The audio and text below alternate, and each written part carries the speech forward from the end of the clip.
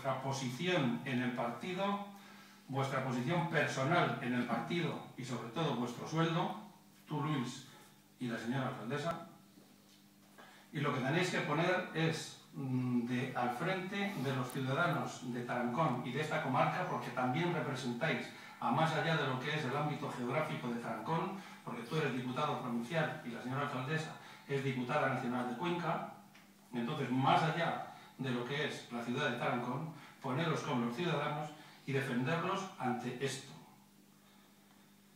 Pero si ya nos venimos solo y exclusivamente a la ciudad de Tarancón, y como decimos en la moción, por Tarancón van a parar y pasar, según estudios realizados y según informes que ya hay, al menos 2 viajes diarios.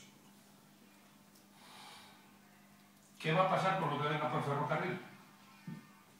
Si se descarga en Tarancón, pues ya el acabose, como se suele decir. Puede haber, no estamos exentos de accidentes ni de atentados. De hecho, España es una de las naciones amenazadas por colectivos islámicos para hacer atentados. Entonces, no estamos exentos ni de atentados ni de accidentes. Y ahora hablemos de salud.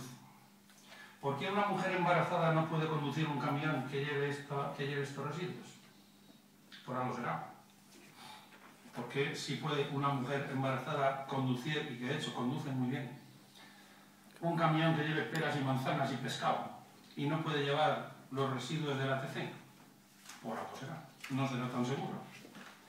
¿Por qué ha crecido el cáncer en los lugares donde hay una central o un ATC?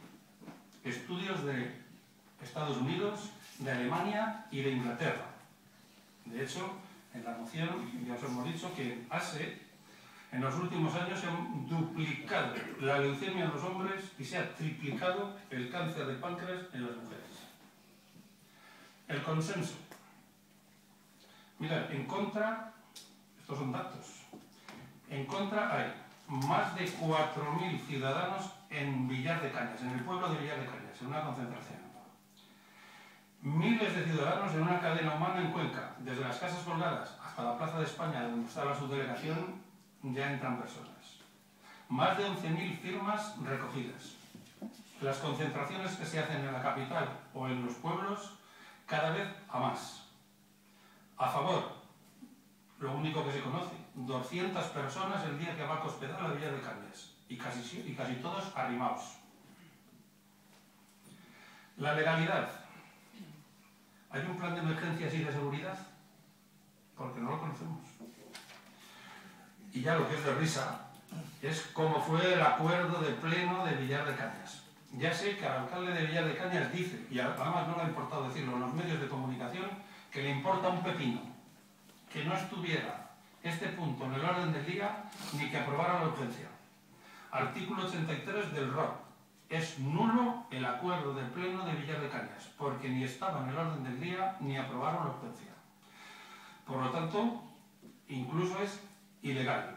No hay criterios técnicos, solo hay criterios políticos. Y por último, el punto 5. Formemos la comisión que indicamos en la moción. Vayamos todos juntos, participemos todos juntos con los ciudadanos y estudiemos todos juntos esto con Enresa y con el Ministerio. Si a lo mejor después resulta que en esa comisión nos convencen de que todo es maravilloso, de que todo es jauja, de que todo van a ser parques tecnológicos y empleo, y tanto la plataforma como los grupos de oposición que hoy estamos en contra, bueno, Izquierda Unida no ha venido al pleno, pero sé que está en contra, pues si nos convencen, digamos que adelante.